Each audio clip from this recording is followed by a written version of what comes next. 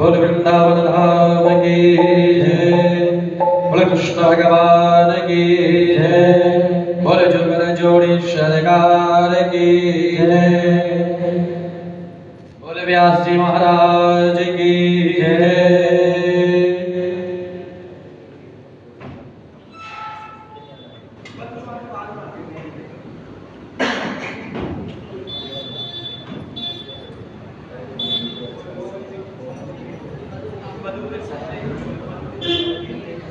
हाथ जोड़कर सदगुरु महाराज जी का ध्यान करते हैं। ओम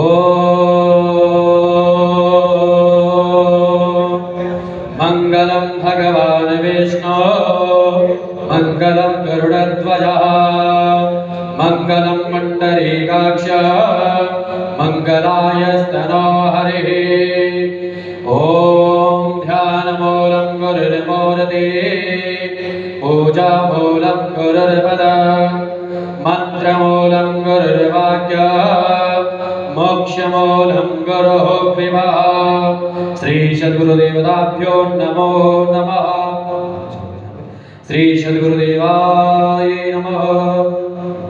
फूल लेंगे हाथ में, फूल लेंगे और गणपति महाराज जी का ध्यान करते हुए ओम हरिः ओम स्वस्ति न इंद्रो वृधा सर्वा स्वस्ति नः मोक्ष विश्ववेदाः स्वस्ति नस्तारक्षो अरिष्टनेमे स्वस्ति नो बृहस्पतिर्दधातु बृहस्पतिर्वामरोदः वृष्टिमातरः शुभं जामानो विदधे भुजगमयः अग्निर्जिह्वा मानवः सूर्यचक्षुषो विश्वेनो देवा अवशागमन्यः भद्रं कर्णेभिः शृणुयाम देवा भद्रं पश्येम क्षभिचतुराः स्थिरैरङ्गैः पुष्टवाघुस्तनोभिर्वसे महिते वहितं यदा यो शतमेनो शरदो हन्ति देवा चतुरानक्षरा जलसन्तनो नामः उदरासो जतपितरो भवन्ति नो मद्यारेरिखदा ऋगन्तो आदित्यौरादितिर् माता सपिता समुद्रा विश्वे देवा आदितिः पञ्चजन आदितिजा त्वमदितिर्जने त्वं द्यौः शान्तिरन्तरिक्षगुं शान्तिः पृथिवी शान्तिरापः शान्तिरोगदयः शान्तिः वनस्पतयः शान्तिर्विश्वे देवा शान्ति ब्रह्म शान्तिः सर्वगुं शान्तिः श्यामा शान्तिरेषु शान्तिर्भवतु जतो यतः शमेहसि ततो नो अभयं कुरु शन्नः कुरु प्रजाभ्यो भयं नः पशुभ्यः गणानां त्वा गणपतिर्गुं हवामहे प्रियाणां त्वा प्रियपतिर्गुं हवामहे निधीनां त्वा निधिर्पतिर्गुं हवामहे वसोमवम् आहमजानिग्रवधमा त्वमजा शीघ्रवधमः।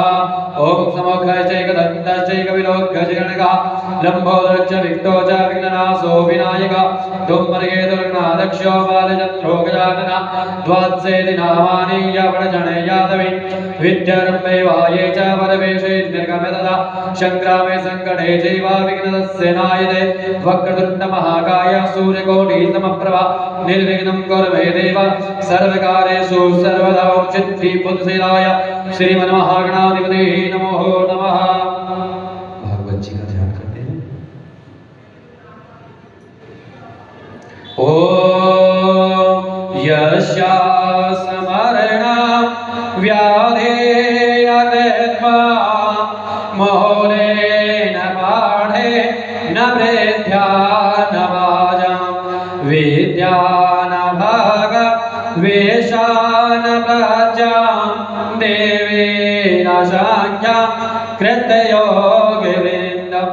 ओम गुरु श्री भागवते नमः ध्यानान्तकं दक्ष पुष्पं समर्पयामि श्री भागवताय नमो नमः व्यारज्ञ स्मृति योगेन च देवा माता प्रचोदयन्ता श्री दिव्ययोगशास्त्र योगश्चै नमो नमः श्री भागवताय नमो नमः श्री गुरुदेवाभ्यो नमो नमः।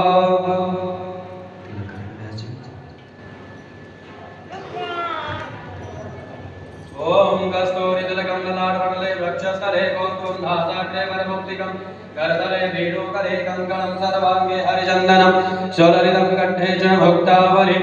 ओम माला सद्या अर्पणमस्तु देवासकृतियोगेन सद्या व्यासाय दिव्येशाय नमो नमः स्यादद्धिकृतियोगस्यै नमो नमः।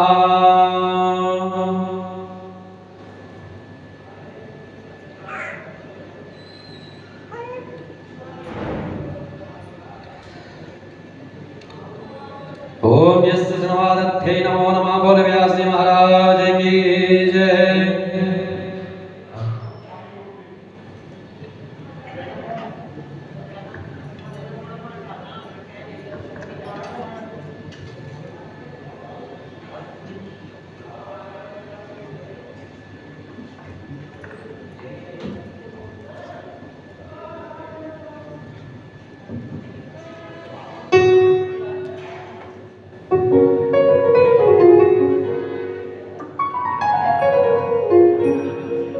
बोलिए भागवत महापुराण की जय, बोलिए सद्गुरुदेव भगवान की जय।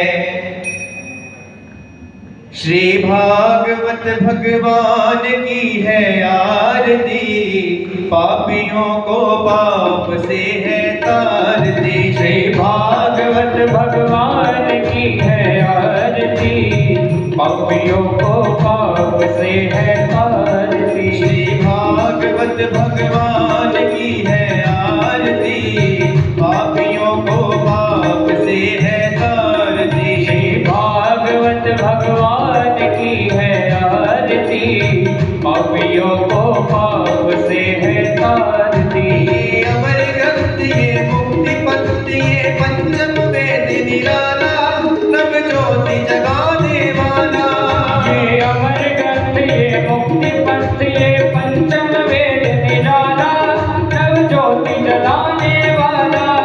हरि नाम यही हरि धाम यही, हरि नाम यही हरि धाम यही, हरि नाम यही हरि धाम यही, हरि नाम यही हरि धाम यही। यही जग मंगल की आरती, पापियों को पाप से है तारती। श्री भागवत भगवान की है आरती, पापियों को पाप से है तारती। ये शांति गीत पावन पुनीत पापों को मिटाने वाला, हरि दर्श दिखाने वाला। ये शांति गीत पावन पुनीत पापों को मिटाने वाला, हरि दर्श कराने वाला। ये सुख करनी ये दुख हरनी, ये सुख करनी ये दुख हरनी। श्री मधुसूदन की आरती, पापियों को पाप से है तारती। श्री भागवत भगवान की है आरती, पापियों को पाप से है तारती। ये मधुर बोल जगबंद खोल सन्मार्ग दिखाने वाला, बिगड़ी को बनाने वाला। ये मधुर बोल जगबंद खोल सन्मार्ग दिखाने वाला, बिगड़ी को बनाने वाला। श्री राम यही घनश्याम यही, श्री राम यही घनश्याम यही, श्री राम यही घनश्याम यही, श्री राम यही घनश्याम यही। प्रभु की महिमा की आरती, पापियों को पाप से है तारती। श्री भागवत भगवान की है आरती, पापियों को पाप से है तारती। श्री भागवत भगवान की है आरती, पापियों को पाप से है तारती। श्री भागवत भगवान की है आरती, पापियों को पाप से है तारती। पापियों को पाप से है तारती, पापियों को पाप से है तारती।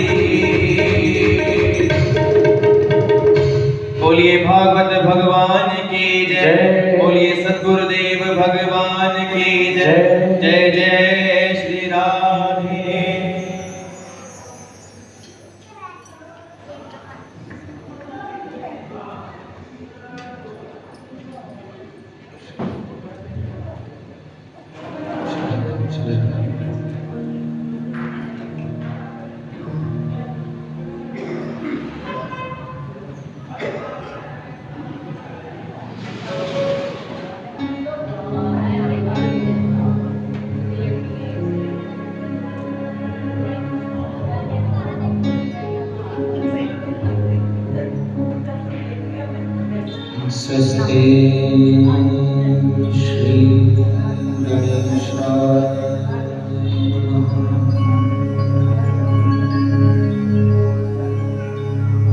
स्वस्ति श्री सरस्वती नमः।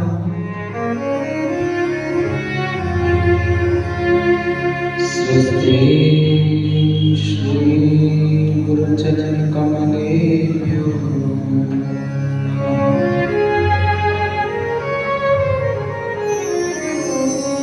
स्वस्ति श्री राधा कृष्ण चरण कमलेभ्यो नमः।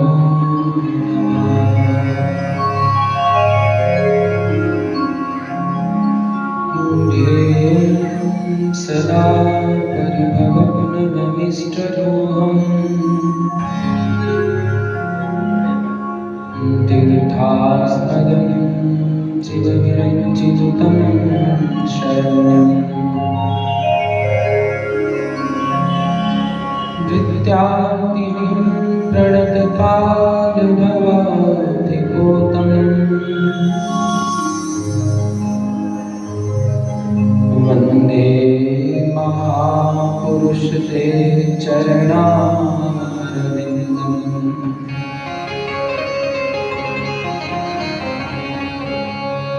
वंशी विभूषितकरानवनीरदाभा पीताम्बरान्दरुणनिर्मफलाधरुष्ठा पूर्णेन्दुसुन्दरमुखादरविन्दनेत्रा कृष्णात्परं किमपि तत्त्वमहं न जाने।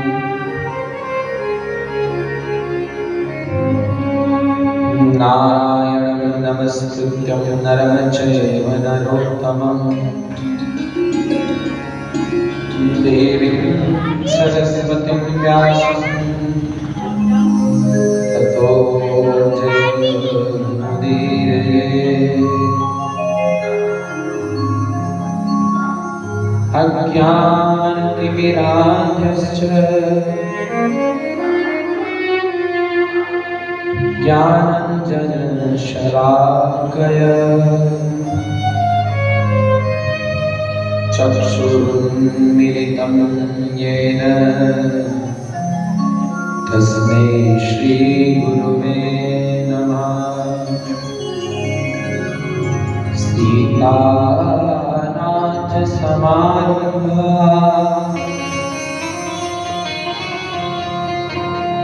रामानन्दादिमध्यमा अस्मदाचार्यपर्यन्ता वन्दे श्रीगुरुपरम्परा। जय जय जय राधारमण जय जय नवल किशोर जय गोपी चित चोर हरि जय जय माखन चोर। श्री भागवत भगवान की जय। श्री सतगुरुदेव भगवान की जय।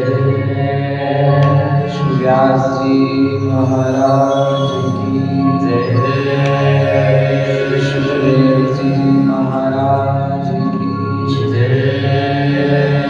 जय जय श्री राम जय जय श्री राम जय जय श्री राम।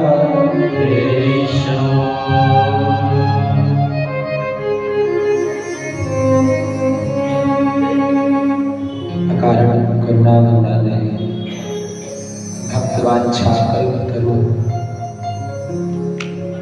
दीनवत्सल दयालु कृपानिधि श्री राधा गोविंद सरकार की, श्री राधा रमन लाल की महती कृपा के फलस्वरूप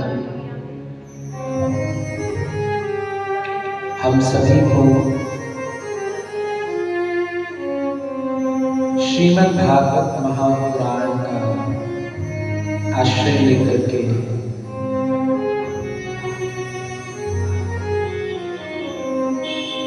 हरि कृपा से कुछ कहने और कुछ सुनने का सौभाग्य प्राप्त हुआ है। तो आइए हम सभी सर्वप्रथम अपनी मनवाणी को पवित्र करते हुए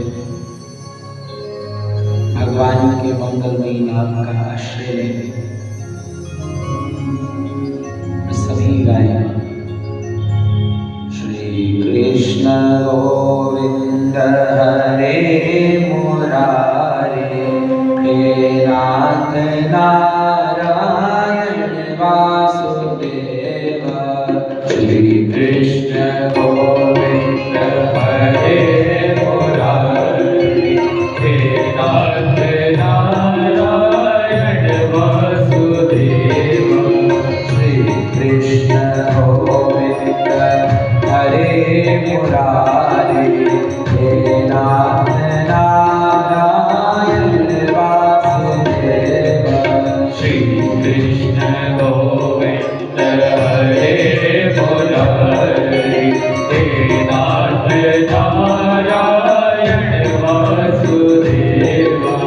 श्री कृष्ण गोविंद हरे मुरारे, हे नाथ नारायण वासुदेव।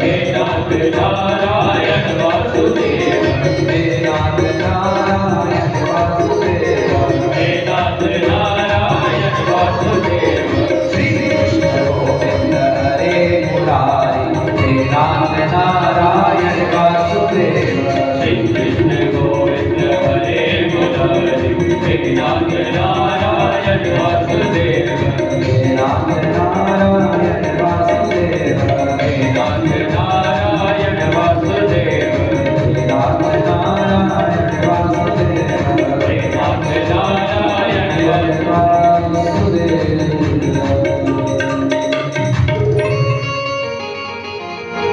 अभिनारायण सरकार की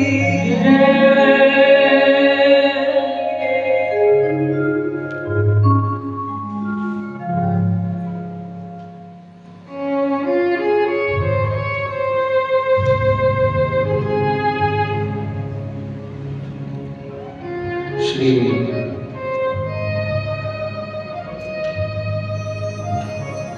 नैमिषारण्य में शौनक आदि 88,000 ऋषियों के संग बैठ करके श्री सूत जी महाराज श्रीमद् भागवत महापुराण के रस को शौनक आदि 88,000 ऋषियों को प्रदान कर रहे हैं।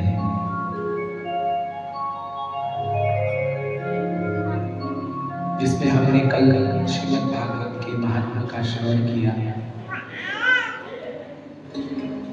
श्रीमद् भागवत की कथा को सुनने से, हरि कथा को सुनने से कैसे कैसे जीवों का कल्याण हो जाता है।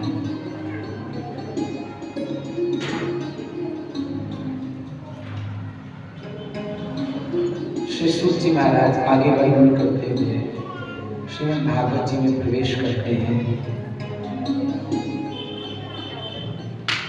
श्रीमद् भागवत में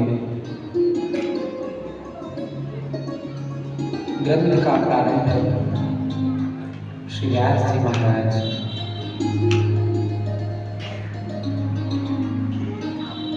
भगवान को, परमात्मा को प्रणाम करते हुए, उनका ध्यान करते हुए करते हैं। जन्माद्यस्य यतोऽन्वयादितरतश्चार्थेषु हृदयस्वरात् तेने ब्रह्महृदायादिकवये मुह्यन्ति यत्सूरया तेजो वारिमृतां यथा विनिमयो यत्र त्रिसर्गो मृषा धाम्ना स्वेन सदा निरस्तकुहकं सत्यं परं धीमहि।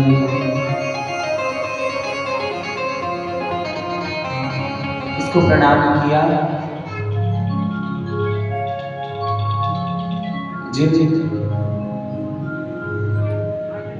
जिन भगवान का अवतरण और लीला दोनों दिव्य होती है, जो जन्म मृत्यु से परे है, जो संसार में प्रत्येक जीव के जन्म, पालन और अंत के कारण बनते हैं।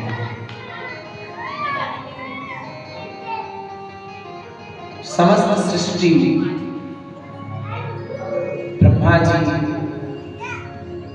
और हिरण्यगर्भ से प्रकट होती है, परंतु जो परमात्मा उस हिरण्यगर्भ और ब्रह्मा की सृष्टि से भी परे है।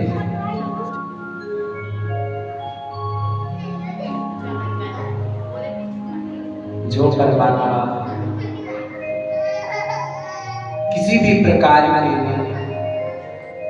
दोष और गुणों से सर्वथा परे है, जिनको किसी भी प्रकार का दोष या भेदभाव स्पर्श भी नहीं करता, ऐसे भगवान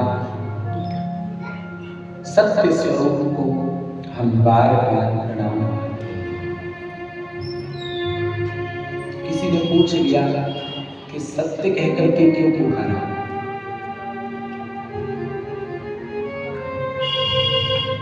तो व्यास जी महाराज अपनी बुद्धिमत्ता का परिचय देते हुए इस श्लोक में प्रणाम करते हैं। यूं तो समग्र शक्तियां, समस्त शक्तियां भगवान से ही प्रकट होती हैं, भगवान से ही निकलती हैं और भगवान में ही लय हो जाती हैं। परंतु यदि किसी भी भगवान के विशेष नाम का उच्चारण करके ग्रंथ में नमस्कार किया जाए, अगर सत्य की जगह शिवम परम धीमहि लिख दिया जाता, तो शंकर जी के भक्त कहते ये तो हमारा ग्रंथ है। रामम परम धीमहि कह दिया जाता, राम जी वाले कहते ये तो हमारे राम जी का ग्रंथ है। कृष्णम परम धीमहि कह दिया जाता, तो कृष्ण जी के भक्त कहते नहीं, हम आएंगे सुनने के लिए राम जी वाले नाथ। परंतु सबका सार एक ही है।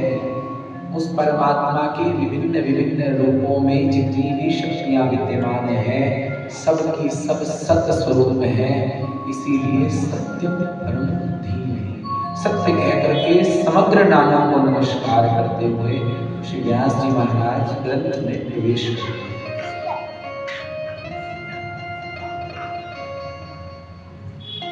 सर्वप्रथम व्याख्या की गई कि भागवत जी को श्रवण करने का अधिकारी कौन है। ऐसे ही कोई भी श्रीमद् भागवत जी की चर्चा को श्रवण करने योग्य नहीं। श्री वेदव्यास जी महाराज दो ही अधिकारियों का वर्णन करते हैं, अहो रसिका अविभावुका।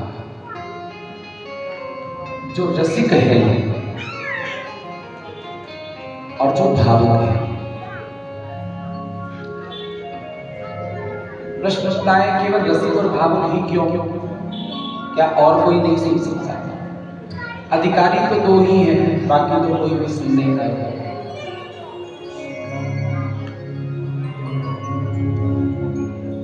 परंतु विशेष रूप से दो ही अधिकारी, रसिक और भावुक। रसिक यानी जो उस रस का पान करना चाहते हैं, भावुक जिनके हृदय में भगवान के प्रति भाव है।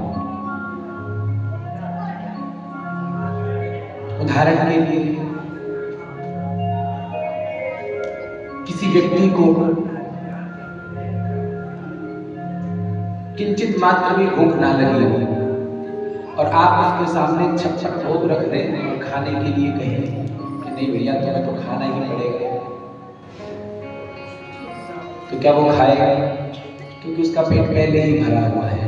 खाएगा तो उसके स्वाद को, उसकी महत्वता को नहीं समझ पाएगा।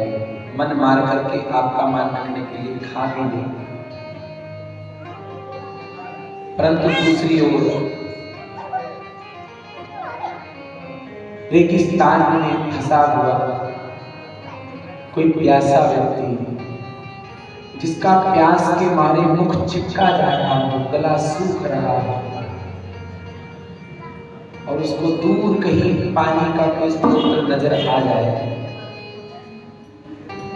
तो वो ये नहीं देखेगा कि वो पानी खारा है, वो पानी गंदा है, वो पानी गर्म है कि ठंडा है, वो पानी मीठा है कि नहीं है, वो पानी स्वच्छ है कि नहीं है। वो उस पानी को पीने के लिए दौड़ पड़ेगा, क्योंकि वो व्यक्ति प्यासा है और वो उस पानी की महत्वता को जानता है। ऐसे ही श्रीमद् भागवत महापुराण की जो रस चर्चा है, उसके अधिकारी केवल भावुक और रसिक जन हैं, क्योंकि वही इसकी महत्वता को पहचान सकते हैं।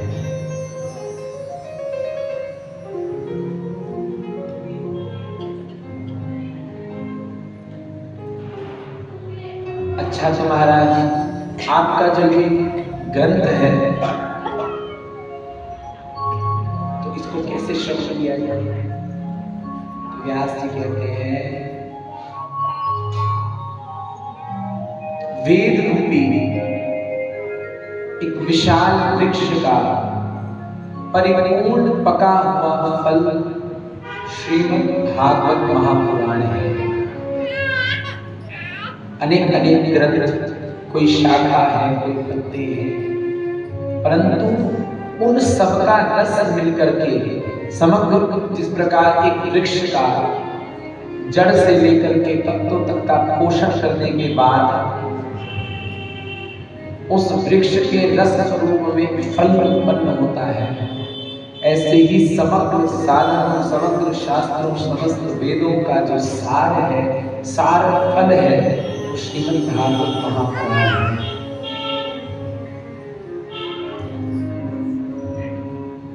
अच्छा महाराज, जब वेद का फल भागवत है तो ये तो इतने ऊंचे वृक्ष से गिरा है, तो ये तो टूट गया होगा, तो ये पका हुआ है। व्यास जी महाराज कहते हैं नहीं,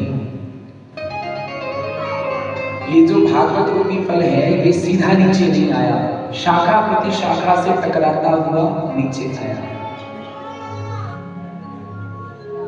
भगवान नारायण की शाखा से टपका तो ब्रह्मा जी की शाखा पर आकर के अटका, ब्रह्मा जी की शाखा से टपका तो सनकादियों की शाखा पर अटका, सनकादि ऋषियों की शाखा से टपका तो नारद जी की शाखा पर अटका,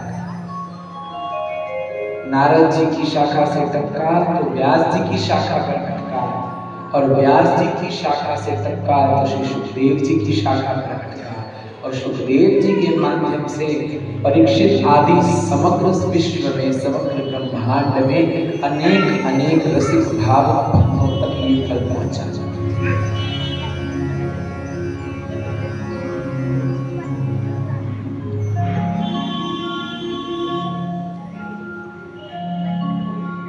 श्री व्यास जी से भक्त प्रश्न करते हैं कि महाराज आपका फल पका हुआ है, परंतु अगर ये खट्टा निकल गया फिर तो कोई नहीं खाएगा। तो व्यास जी कहते हैं हमारा फल खट्टा हो ही नहीं सकता। तो किसी ने कहा क्यों महाराज, आपके कहने से क्यों माने, कोई प्रमाण हो तो बताओ।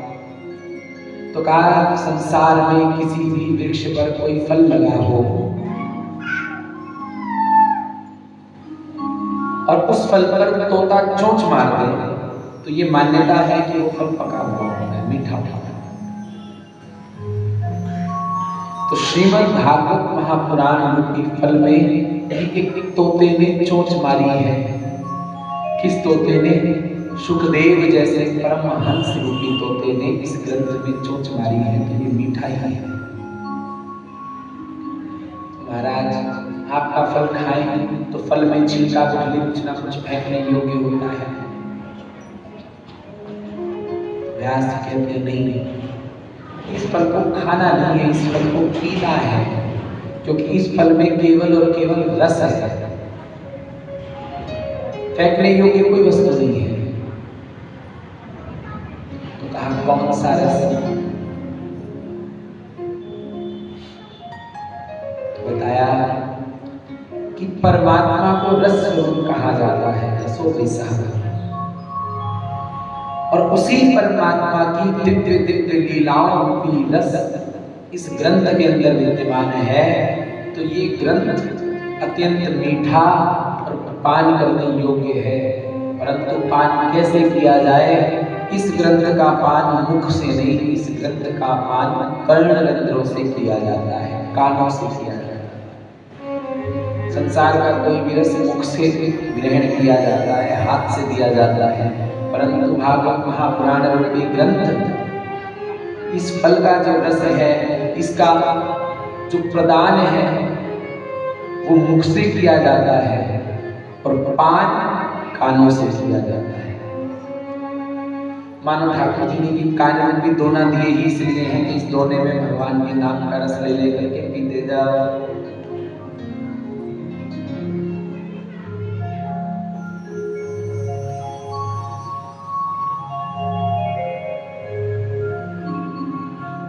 तो श्री शौनकादि 88,000 ऋषि सूत जी महाराज से प्रश्न करते हैं। 6 प्रकार के प्रश्न श्री सूत जी से किए गए हैं।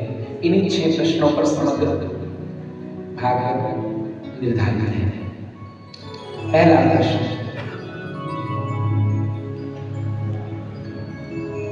प्राणी मात्र का कल्याण कैसे हो? दूसरा प्रश्न, शास्त्र बहुत है, ग्रंथ बहुत है, जीव के पास समय कम है, तो सबका सार रूपी रस कौन सा है? किस ग्रंथ का आश्रय जीव को लेना चाहिए? तीसरा प्रश्न, भगवान सर्वसमर्थ हैं, अपने संकल्प मात्र से सब कुछ करने में सामर्थ्यवान है, तो भगवान अवतार क्यों लेते हैं? और यदि भगवान अवतार लेते हैं तो चौथा प्रश्न उठता है कि भगवान ने कितने अवतार लिए?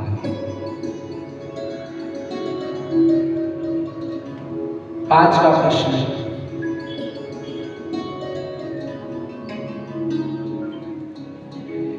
जीवन का परम लक्ष्य क्या है? और 6वां प्रश्न, यदि भगवान धर्म की संस्थापना के लिए अवतार लेते हैं तो जब भगवान अपनी लीला संपूर्ण करके इस धराधाम से नित्य लोक को चले जाते हैं तो वो धर्म किसकी शरण में जाता है? उस धर्म की रक्षा कैसे होती है? ये 6 प्रकार के प्रश्न शौनकादि 88 ऋषि श्री सूत जी महाराज से।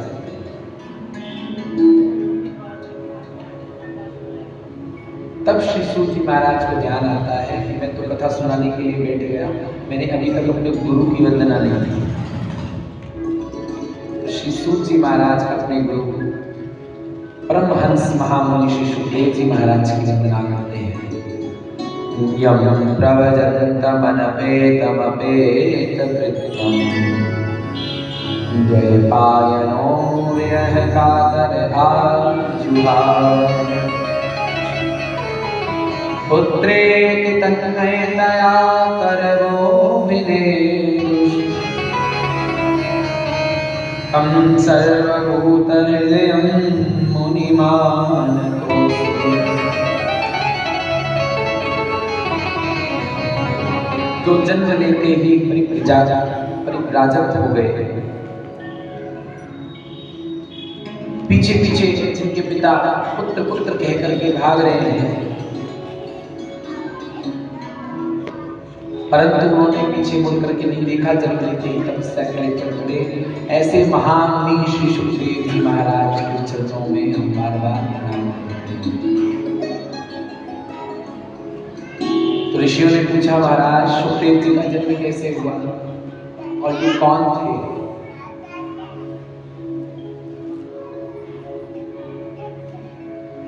श्री सूत जी महाराज कहते हैं कि जो सुखदेव जी महाराज हैं ये और कोई नहीं, गोलोक धाम में नित्य विहार करने वाले भगवान श्री राधा कृष्ण के लालित पालित शुक हैं।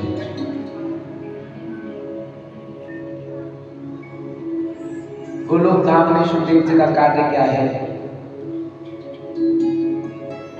गोलोक धाम में 2 पक्षी हैं, एक शुक है और एक सारिका है। जो शुक है वो कृष्ण नाम का, कृष्ण लीला का गान करता है। जो सारिका है वो किशोरी जी की लीला का गान करती है। और ये दोनों मिलकर के ब्रह्म मुहूर्त में जैसे ही भोर होती है तो प्रियालाल को उठाने का कार्य करते हैं, उनकी लीलाओं को गा गा करके।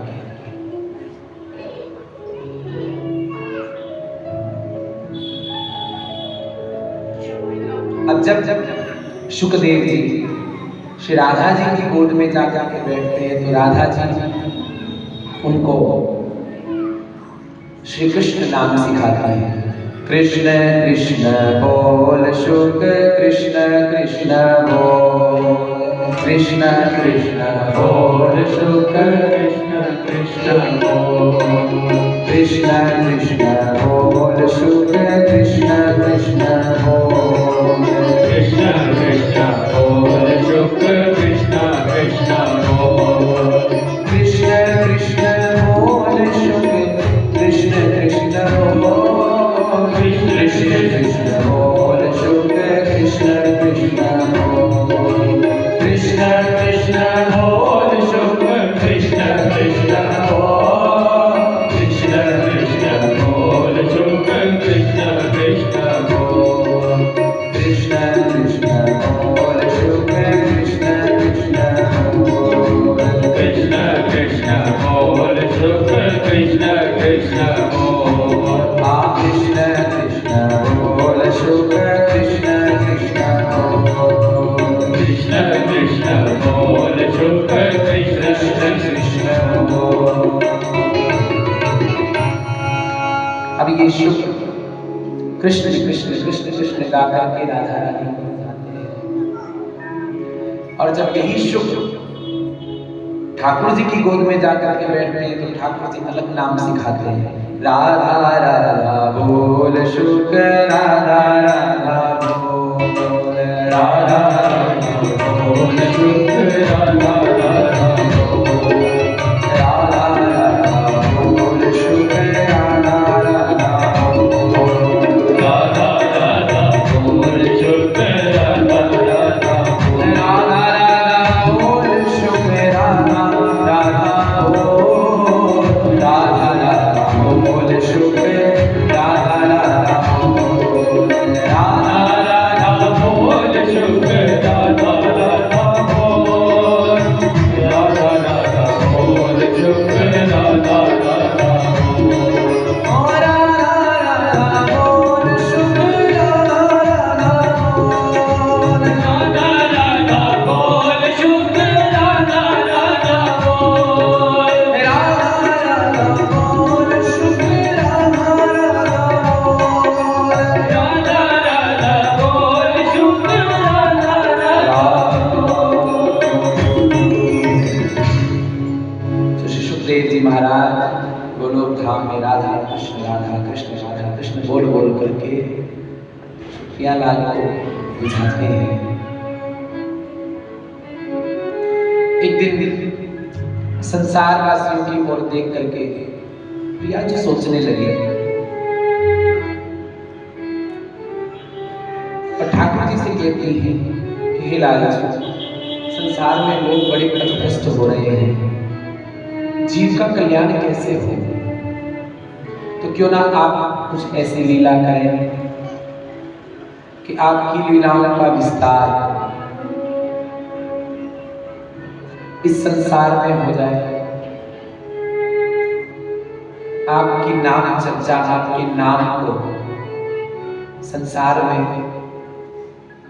विस्तार करने के लिए किसी महापुरुष को भेजा जाए। ठाकुर जी कहते हैं, श्री जी, आपकी जिसको भेजने की इच्छा हो, आप तो जिस पर हाथ रख देंगे वही आपकी लीला का गान करने लग जाएगा। आप ही किसी को भेजें। तो श्री किशोरी जी आग्रह करते हैं, क्यों ना अपने शुक को भेजा जाए। ये जितनी मधुर वाणी में हमारे इस गोलोक में हमारी लीलाओं का गान करते हैं, ये संसार में भी उसी निष्ठा से हमारी लीलाओं का गान करेंगे। इनसे अच्छा तो कोई नहीं विस्तार कर सकता। ठाकुर जी ने कहा, जैसे आपकी इच्छा। सुखदेव जी को बुलाया गया, तो जैसे ही श्री जी ने कहा कि संसार में जाना होगा, शुक ने कहा, नहीं प्रिया जी, मैं नहीं जा सकता आपको छोड़ करके, मेरा तो संसार में मन ही नहीं लगेगा। तो श्री किशोरी जी कहती हैं, शुक, यदि तुम हमारी लीलाओं को गाने के लिए संसार में जाओगे तो हम भी तुम्हें वचन देते हैं, तुम्हारे पीछे पीछे हम भी आएंगे।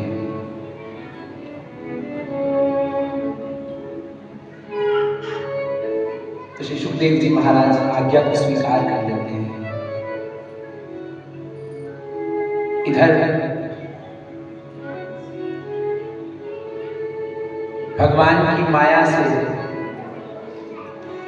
एक दिन कैलाश पर्वत पर माता पार्वती बैठी हैं। भगवान शंकर कैलाश पर नहीं थे तो पीछे से नारद जी का आगमन होता है। नारायण नारायण नारायण कहते हुए कैलाश पर नारद जी बैठे। बोले नारद जी महाराज की जय। नारद कौन? आजकल जहां देखो यत्र तत्र, चाहे वो कोई चलचित्र के द्वारा कोई नाटक चल रहा हो या कोई लीला का विस्तार किया जा रहा हो मंच पर, नारद जी को बड़ा हंसी का पात्र बना करके दिखाया है टीवी सीरियल्स के अंदर, फिल्मों के अंदर। परंतु नारद कौन? ये मीडिया का काम तो बाद में शुरू हुआ, देवताओं के मीडिया वाले हैं नारद जी। और किसके अवतार हैं? भगवान के जो 24 अवतार हैं उनके अंदर नारद जी भी भगवान का ही अवतार है। भगवान के मन के अवतार नारद जी हैं। भगवान को यदि कोई भी लीला करनी हो, उस लीला का ज्ञान सबसे पहले नारद जी को होता है, क्योंकि संकल्प कहाँ से होगा? मन से होगा। और मन कौन है? नारद जी। सीधी सी भाषा में कहा जाए, नारद कौन? ना और रद्द, जिसकी कोई भी वाणी किसी भी परिस्थिति में रद्द ना हो, वो नारद है। और जितने भगवत प्राप्त बड़े बड़े महापुरुष, बड़े बड़े भक्त भगवान के हुए, उनमें से अधिकांश नारद जी के शिष्य हुए। जिसको नारद जी मिले उसको भगवान अवश्य मिले। नारद जी मिले पार्वती जी को, प्रेरणा की तो पार्वती जी ने भगवान शंकर को पा लिया। नारद जी मिले प्रहलाद जी को तो प्रहलाद ने खंभे से भगवान को प्रकट कर लिया। नारद जी मिले ध्रुव जी तो केवल 5 वर्ष की आयु में ध्रुव जी ने भगवान को प्राप्त कर लिया। नारद जी मिले व्यास जी को, तो व्यास जी ने ये 18,000 श्लोकों की संहिता लिख डाली। जिसको नारद जी मिले उसको परमात्मा मिला। नारद कोई हंसी का पात्र नहीं। नारद जी पहुंचे कैलाश पर, माता पार्वती बैठी है बड़ी प्रसन्न मुद्रा में। नारद जी ने पूछा, और शिष्या जी क्या हाल है आपके? पार्वती जी ने प्रणाम किया, आइए गुरुदेव, आपकी कृपा से सब ठीक ठाक है। गृहस्थी कैसी चल रही है? पार्वती जी ने कहा, बहुत अच्छा। शंकर जी प्रेम करते हैं कि नहीं करते? पार्वती जी कहते हैं, अरे खूब प्रेम करते हैं, इतना प्रेम करते हैं हमारे बिना रह भी नहीं पाता। नारद जी ने कहा, फिर तो अच्छी बात है। अच्छा, फिर तुमसे कुछ छुपाते तो नहीं? नहीं महाराज, हमसे तो कुछ नहीं छुपाते। कभी ये बताया गले में मुंड की माल डाली होती है वो किसकी है? पार्वती जी कहने लगी, नहीं महाराज ये तो नहीं बताया। तो कहा, खा प्रेम करते हैं?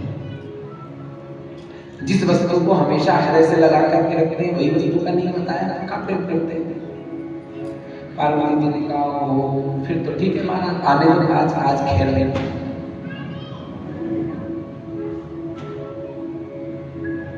अब इधर से नारद जी कैलाश से जा रहे थे, उधर से भोलेनाथ आ रहे थे। अब नारद जी ने भोलेनाथ को देखा, मुस्कुरा करके नमस्कार किया। भोलेनाथ समझ गए कि हंसी में कोई ना कोई राज है, हो गया कुछ। जैसे ही पहुंचे तो देवी जी का तो मुंह फूला हुआ है। पूछा, क्या हुआ? तो कुछ नहीं, ये बताओ आपने आज तक हमें ये क्यों नहीं बताया आपके गले में ये मुंडमाल किसकी है? शंकर जी कहने लगे, देवी ये कोई बड़ी बात है, आपने पूछा नहीं, हमने बताया नहीं। पार्वती जी कहने लगी, ये किसकी मुंडमाल है? शंकर जी कहते हैं पार्वती, ये जितने भी मुंड हैं ये सब के सब मुंड तुम्हारे हमारे नहीं। हाँ, तुम बार बार जन्म लेती हो, बार बार मर जाती हो। जब जब जब मरती हो तब तब मैं तुमसे इतना प्रेम करता हूं कि तुम्हारे शीश को, तुम्हारे मुंड को अपनी माला में पिरो पिरो के अपने गले से लगा लेता हूं।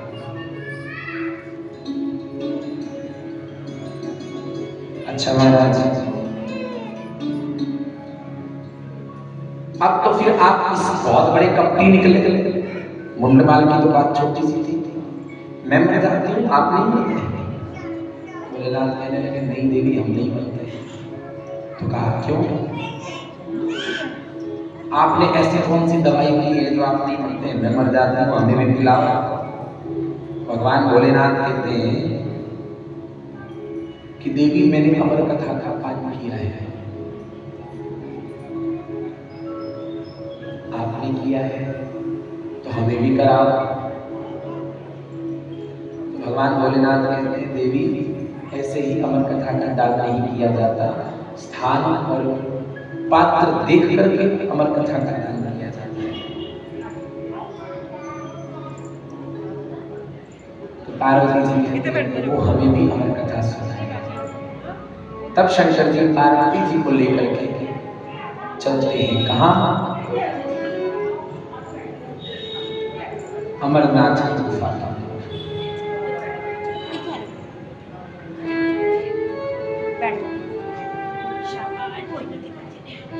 अमरनाथ की गुफा में पहुंचते हैं। एकांत में भगवान शंकर डमरू बजाते हैं। जब भगवान का डमरू बजता है तो डमरू की ध्वनि सुन करके उस गुफा में आसपास जितने जीव जंतु हैं उस स्थान का त्याग कर देते हैं। तब भगवान शंकर अपना त्रिशूल छोड़ते हैं। त्रिशूल पूरे क्षेत्र का भ्रमण करके ये देख करके कि कोई जीव वहां बैठा तो नहीं है, घूम करके वापस आता है।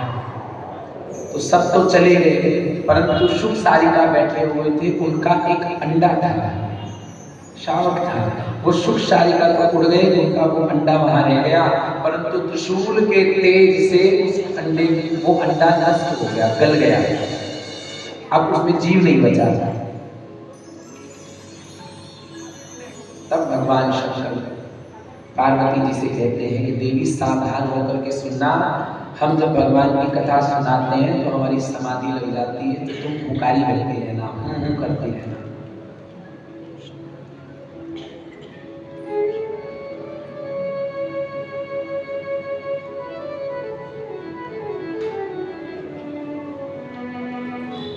बोली शिवा शिवते व्यवस्था ऐसी आप करें, अन्य कोई सुने नहीं, मैं सुनूं आप गाए। ऐसी व्यवस्था हो, कोई नहीं सुने, व्यवस्था हुई। पुकारी करने को भगवान भोलेनाथ ने कह दिया। अब पार्वती जी बड़े ध्यान से सितासा लगा करके कथा सुन रही है। ये बात केवल पार्वती जी पर लागू नहीं होती, आप पर भी होती है। जब कथा में बैठे हो तो सावधान होकर के, ना जाने कौन सा शब्द आपके लिए कल्याण का मार्ग बन जाए। पर संसार में कहते हैं ना, नजर हटी तो दुर्घटना घटी। अब कल्याण का शब्द निकल गया, वही निकल गया जो सुनना था, तो फिर कुछ नहीं बचा। अब भगवान शंकर कथा सुनाने लगे। जब कथा सुनाने लगे, कछुक देर तक पार्वती सुन सकी कथा निरुपाध, पाए प्रसंग सुरंग उमा की लग गई भाव समान। पार्वती जी बड़े ध्यान से सुन रही थी। आजकल कथा प्रवक्ताओं ने वाक्य जोड़ दिया इस कथा में कि पार्वती जी सो गई। पर ऐसा वर्णन ग्रंथ में नहीं आता। पार्वती जी सो गई। अरे वो जगत जननी जगदम्बा है, वो स्वयं माया है। भगवान की लीला को सुनते सुनते पार्वती जी को भाव समाधि आ गया। अच्छा एक बात बताओ, बैठे बैठे कोई सो सकता है? नींद आएगी गिर जाएगा। बैठे बैठे तो केवल समाधि लगती है। अब पार्वती जी बैठे बैठे समाधि अवस्था में चली गई। अब जब समाधि अवस्था में चली गई, भगवान कथा सुना रहे हैं, तो उस अमर कथा के प्रभाव से जो शुभ सारिका का अंडा सड़ गया था, उस अंडे को धीरे धीरे कथा का प्रभाव लगते लगते वो अंडे के अंदर जीव आ गया। जीव आया, अंडा फूटा, तो छोटा सा तोते का बच्चा उस घोंसले में बैठ करके कथा सुन रहा है। अब सुनते रहे। जब जब पार्वती जी की समाधि लग गई, पार्वती चुप हो गई, पाके परमानंद भरे हुकारी कौन अब, जासे कथा होवे नहीं बंद। अब वो शुभ सोच रहा है, माता जी तो चुप हो गई है, समाधि लग गई है।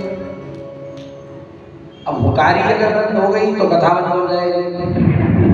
अब हुकारी कौन भरे? तरु कोटक सुख शाम बैठो पढ़ो फूट के अंडा, अमर कथा रस पिए प्राप्त भई अद्भुत शक्ति प्रचंडा। ऐसी शक्ति मिल गई। तोते के बच्चे का, तोते का गुण होता है, छोटा सा तोता आप सिखाना शुरू करो तो वो बोलना जैसा आप बोलोगे वैसा बोलना।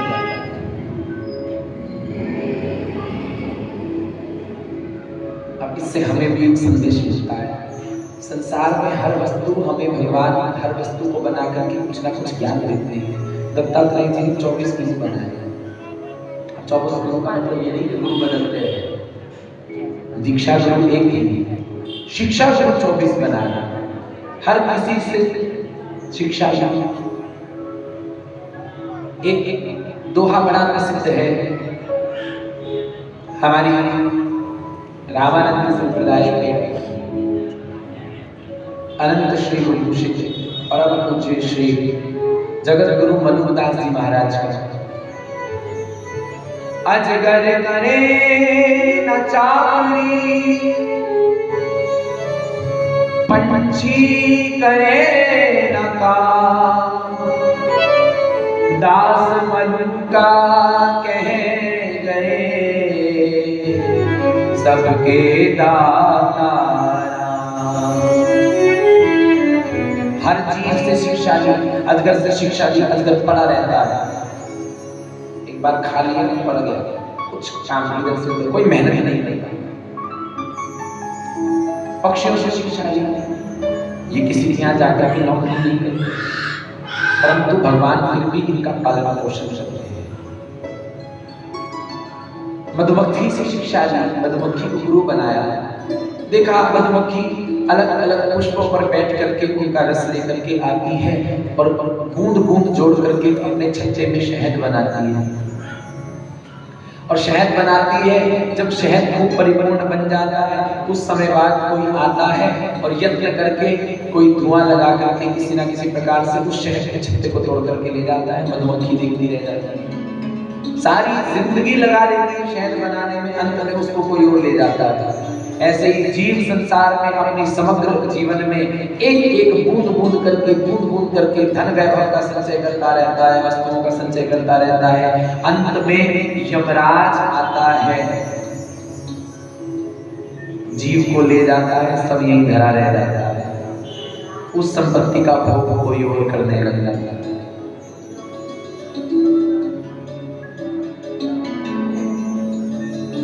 अनेक अनेक गुरु बनाए। अब तोते से शिक्षा मिलती है क्या?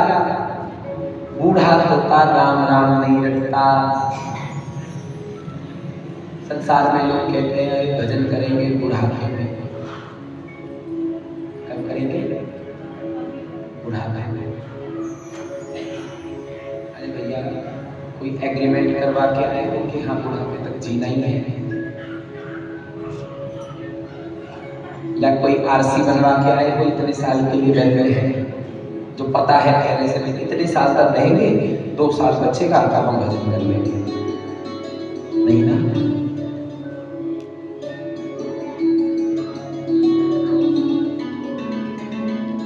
कुछ समय पहले किसी दुकान पर हम खड़े थे तो किसी के फोन में रिंगटोन बजी थी एक गाने की, है तो गाना, उसकी पंक्ति बड़ी अच्छी है, जियो तो एक पल ऐसे जियो जैसे कि आखिरी। सोच कर तो यही जीना चाहिए, हर पल बीतता जा रहा है, ये नहीं पता अगले पल क्या होगा।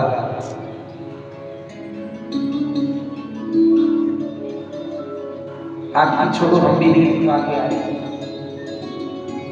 कथा करने बैठे हैं, कोई गारंटी नहीं कि अगली कथा भी करेंगे, नहीं। ठाकुर तो हम बुढ़ापे का इंतजार क्यों करते हैं?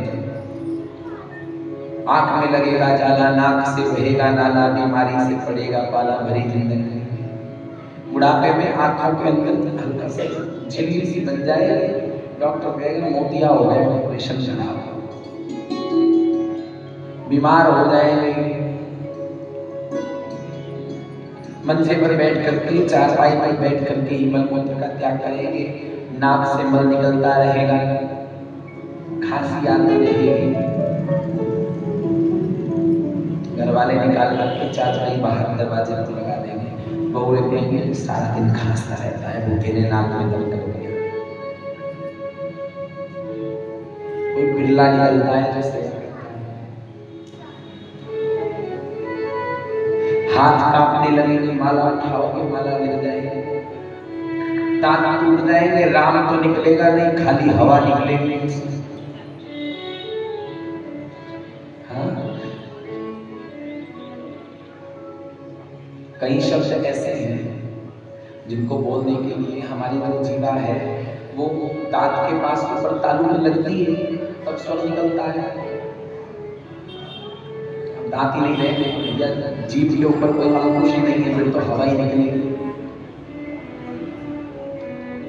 गुरु जी कहेंगे कमर सीधी करके बैठो, आंख बंद करके भगवान का ध्यान करो, 3 जगह से कमर टेढ़ी हो जाएगी, छड़ी लेकर चलना।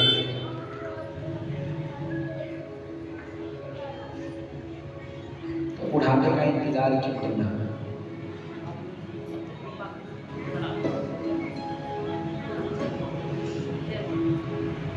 किसी ने बड़ा सुंदर गाया,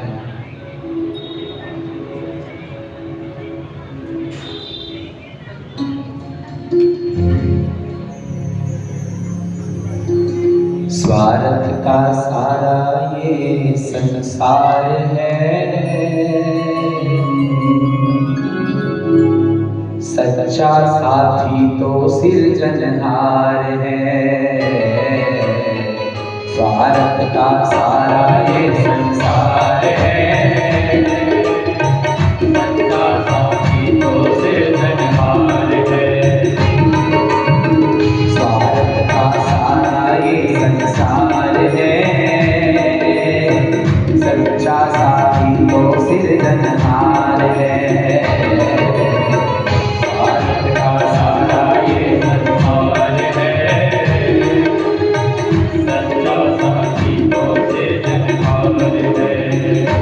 सिरजनहार है, वो सिरजनहार है, वो सिरजनहार है, वो सिरजनहार है, वो सिरजनहार है, वो सिरजनहार है, वो सिरजनहार है, वो सिरजनहार। स्वार्थ का सारा ये संसार है, सच्चा साथी तो सिरजनहार है। स्वार्थ का सारा ये संसार है, सच्चा साथी तो सिरजनहार है।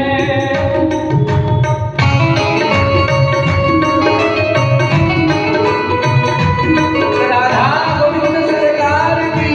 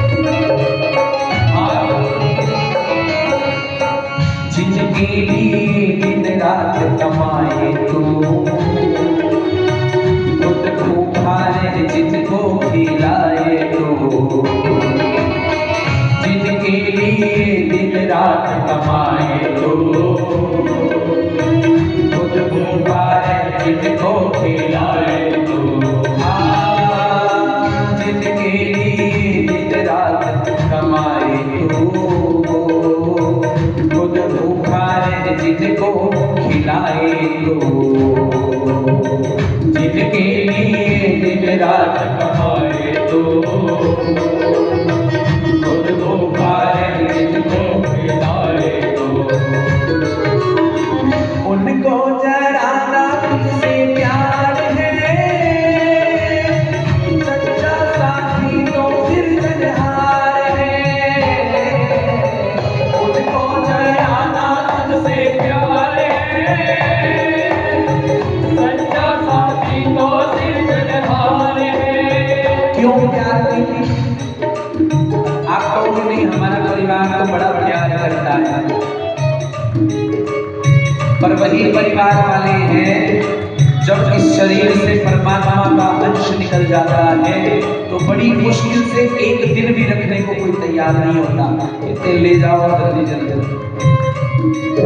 और आजकल तो इतना प्यार है कि एक साल तक भी इंतजार नहीं कर पाते, चौथे पांचवें दिन ही बरसी 13वीं सब करके छुट्टी, कोई नहीं निभाना चाहता, तब निभाए ना कोई। रामचरितमानस कहती है सुर नर मुनि सबकी हरि की स्वार्थ लाभ करे सब प्रीति। स्वार्थ सबका है, किसी का अच्छा होगा किसी का बुरा होगा, परंतु अच्छा स्वार्थ केवल आपके गुरु और संत का हो सकता है। संसार का स्वार्थ अच्छा नहीं, सबको अपना लालच लगाओ। संत को स्वार्थ इस बात का कि ये जीव किसी तरह परमात्मा के चरणों से लग जाए, यही स्वार्थ है। तुझसे दुखी सारा परिवार है उनको जराना तुझसे प्यार है सच्चा साथी तो सिरजनहार है उनको जराना तुझसे प्यार है सच्चा साथी तो सिरजनहार है। स्वार्थ का सारा ही संसार है सच्चा साथी तो सिरजनहार है। स्वार्थ का सारा ये संसार है सच्चा साथी तो सिरजनहार है। मीठी मीठी करताल बजाते हैं।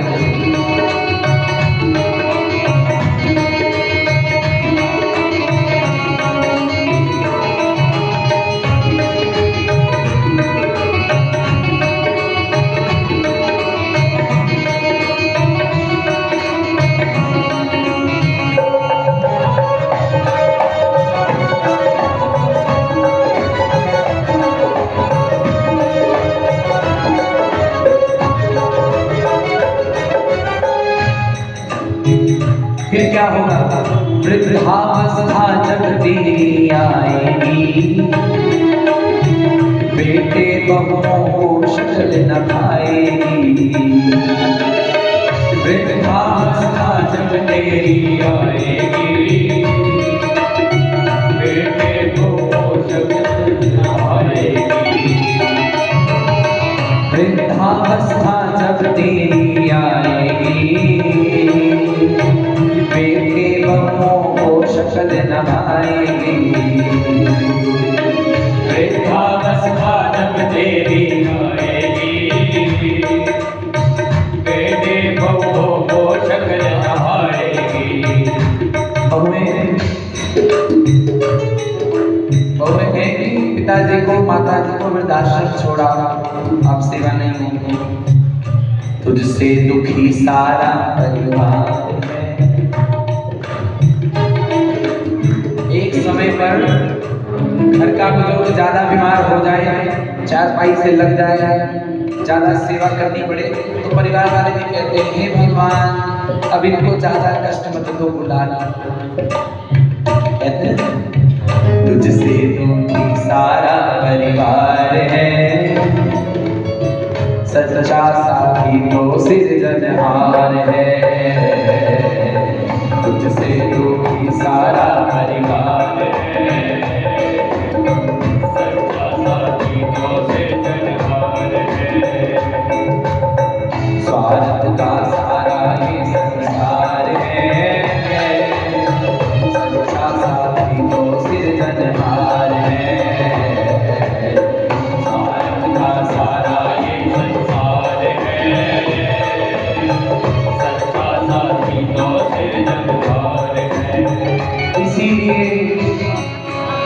बड़ा सुंदर गाया किसी ने। भजन कर मस्त जवानी में बुढ़ापा किसने देखा है। भजन कर मस्त जवानी में बुढ़ापा किसने देखा है। भजन कर मस्त जवानी में बुढ़ापा किसने देखा है।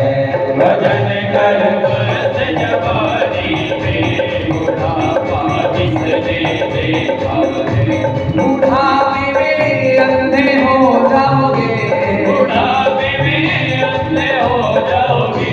दर्श तुम कर नहीं पाओगे, दर्श तुम कर नहीं पाओगे।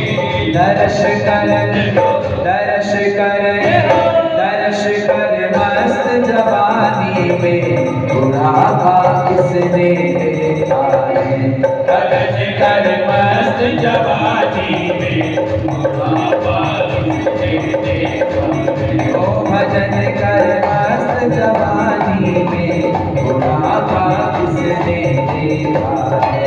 भजन कर मस्त जवानी में बुढ़ापा किसने देखा है। बुढ़ापे में लंगड़े हो जाओगे, बुढ़ापे में लंगड़े हो जाओगे। तीरथ तुम कर नहीं पाओगे, तीरथ तुम कर नहीं पाओगे। परिक्रमा कर नहीं पाओगे, परिक्रमा कर नहीं पाओगे। परिक्रमा कर तीरथ कर धाम जा मस्त जवानी में बुढ़ापा किसने देखा है। तीरथ कर मस्त जवानी में बुढ़ापा किसने देखा है। भजन कर मस्त जवानी में बुढ़ापा किसने देखा है। भजन कर मस्त जवानी में बुढ़ापा किसने देखा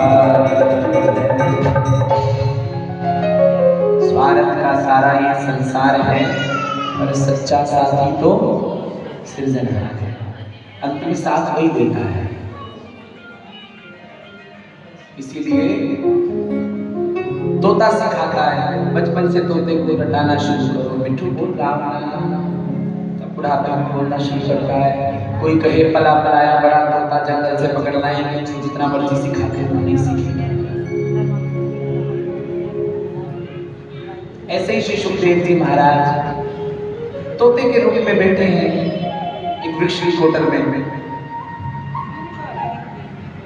अब वो सोच रहे हैं कि माता जी की जो समाधि लगी हुई है, अब हुकारी यदि बंद हो गई तो कथा बंद हो जाएगी, तो अब मैं क्या करूं।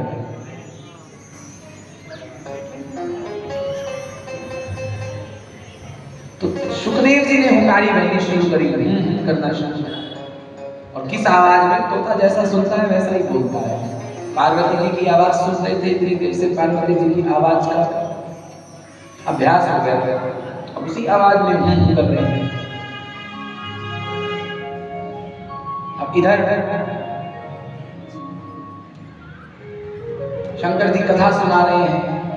कथा संपूर्ण हुई, भगवान ने जय घोष किया, बोलिए बांके बिहारी लाल की जय। जय घोष किया तो पार्वती की भाव समाधि टूटी। अब जब समाधि टूटी तो हाथ जोड़ करके बोली, भगवान के जन्म के बाद क्या हुआ। अब शंकर जी कह रहे, जन्म यहाँ तो भगवान ने पूरी महाभारत करवा करके लीला संपूर्ण कर ली और आप हमें जन्म। मुझे क्षमा करना प्रभु, मेरी समाधि लग गई थी। अब शंकर जी कहते हैं, तुम्हारी तो समाधि लग गई थी, हमारी तो नहीं लगी, हम तो सुना ही रहे थे। प्रेम विवश तुम सुनी नहीं, भई समाधि में मौन। तो डट के इतनी देर तक भरे हुकारी कौन।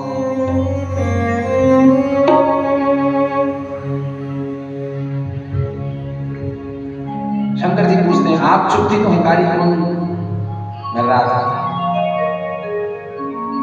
तेरे मेरे बीच में जब मौन हो गई तू। शंकर जी पूछ रहे हैं अगर तुम नहीं बोल रही थी, तुम चुप थी तो हुकारी कौन बन रहा था? तो इतने में तोता बोला तो और चोर को सुन रहे हो? तोता बोला सुखदेव जी सोच रहे कथा ही चल रही है अभी, अब वो हुकारी बन रहे हैं।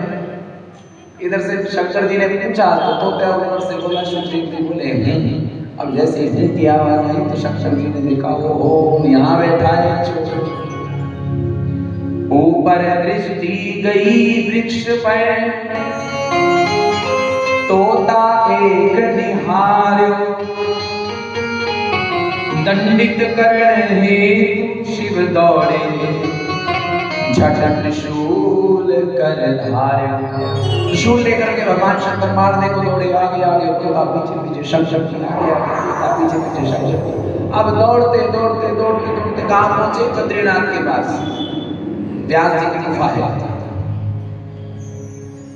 दौड़ते दौड़ते वहां पहुंचे।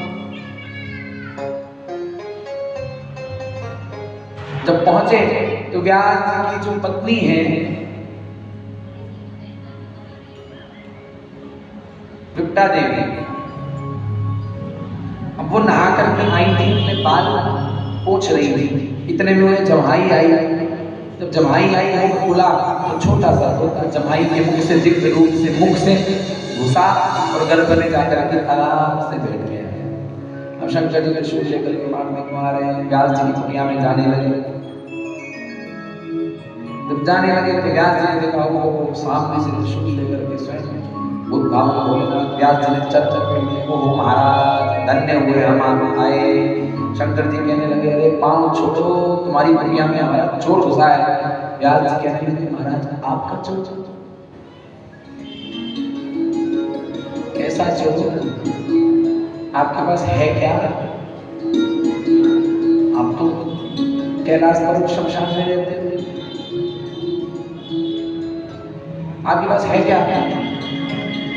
जो चुरा करके ले गया। तो भक्तों ने गाया नाले भोला ते नाले भंडारी, शिव शंकर तो मैं बलिहारी।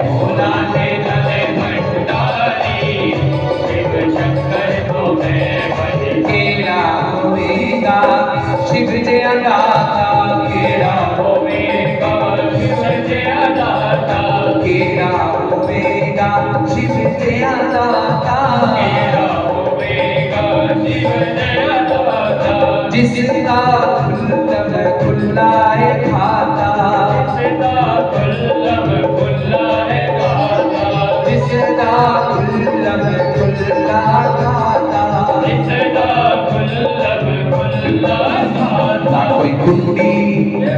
कोई कुंडी देना अलमारी, शिव शंकर को मैं बलिहारी।